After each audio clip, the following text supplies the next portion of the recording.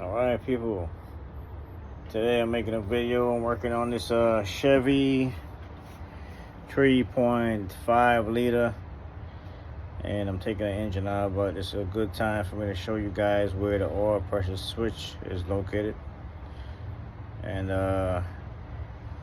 how to get to it. So let me show you guys here real fast. We're gonna just a quick video. So you can see right here, that is the oil pressure switch right there.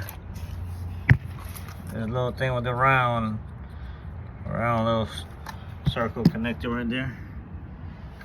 And the best way that I use to get in on that is I use a little swivel head and an extension, swivel extension, and the socket to fit on it, which is a special oil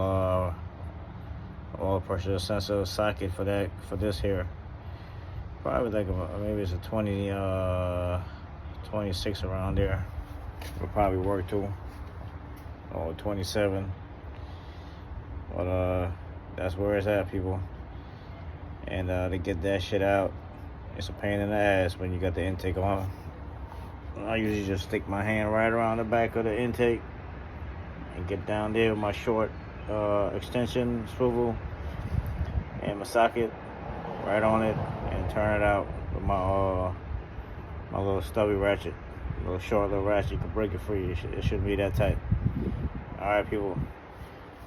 If this helps, give me a like, thumbs up, and I'll see you guys on the next video.